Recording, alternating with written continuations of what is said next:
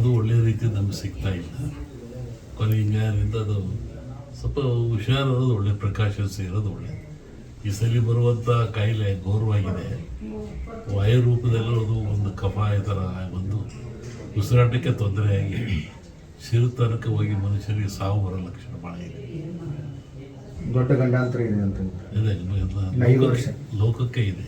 5 ವರ್ಷ ಈ ಕಾಯಿಲೆ 5 ವರ್ಷ ತನಕ ಸಿಂಪ್ಟಮ್ಸ್ ಇರುತ್ತೆ. ಅಂದರೆ ಕಮ್ಮಿ ಆಗುತ್ತೆ, ಹೋಗುತ್ತೆ, ಬರುತ್ತೆ.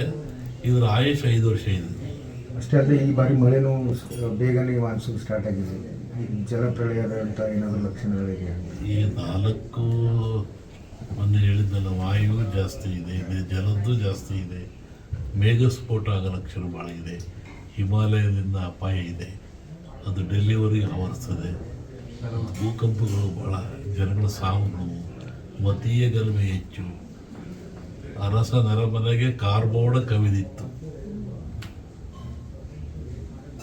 ಅರಸನ ಮನೆಗೆ ಕಾರ್ಮೋಡ, ಅರಸ ನರಮನೆಗೆ ಕಾರ್ಮೋಡ ಕವಿದಿತ್ತು ರಾಜಕೀಯವಾಗಿ. ನೀವು ಹೇಳಿದ್ರಿ ಈಗ ಮತೀಯ ಗಲಭೆಗಳು ಸ್ಟಾರ್ಟ್ ಆಗಿ ಯುದ್ಧದ ಭೀತಿಯೂ ಸಹ ಇದೆ. ಆಯ್ತಲ್ಲ, ಇದು ಮತ್ತು ಯುದ್ಧ ಭೀತಿ ಪ್ರಾರಂಭ ಆಗ್ತದೆ. ಜನರಲ್ಲಿ ಅಶಾಂತಿ ಇದೆ. ಇದು ಹೊಸ ಹೊಸ ದೇಶಗಳು ಉತ್ಪತ್ತಿ ಆಗ್ತವೆ, ಕೆಲವು ದೇಶಗಳು ಅಳೆದು ಹೋಗ್ತವೆ. ಅನೇಕ ರಾಜಕೀಯ ಮುಖಂಡರಿಗೆ ಸಾವಿದೆ, ನೋವಿದೆ, ಥ್ರೆಟ್ ಇದೆ. ರಾಜ್ಯ ರಾಜಕಾರಣದಲ್ಲಿ ಏನಾದರೂ ಮೇಘಸ್ಫೋಟ ಭಾಳ ಇದೆ ಜಗತ್ತಿನ ಇದರಲ್ಲಿ. ರಾಜಕಾರಣದಲ್ಲಿ ನಮ್ಮಲ್ಲಿ ಈ ಸಾಮಾನ್ಯವಾಗಿ ಭವಿಷ್ಯದಲ್ಲಿ ಯುಗಾದಿ ಒಂದು ಭವಿಷ್ಯ ಬರುತ್ತೆ, ಆಮೇಲೆ ಸಂಕ್ರಾಂತಿ ಭವಿಷ್ಯ ಅಂತ ಬರುತ್ತೆ. ಯುಗಾದಿ ಭವಿಷ್ಯ ಮಳೆ ಬೆಳೆ ಜನ ಇವೆಲ್ಲ ಹೇಳ್ಬೋದು. ಸಂಕ್ರಾಂತಿ ಭವಿಷ್ಯದಲ್ಲಿ ರಾಜರ ಬಗ್ಗೆ, ದೊಡ್ಡ ದೊಡ್ಡ ವ್ಯಾಪಾರಸ್ಥರ ಬಗ್ಗೆ, ಶ್ರೀಮಂತರ ಬಗ್ಗೆ ಅದು ಬರುತ್ತೆ ಅದರಲ್ಲಿ.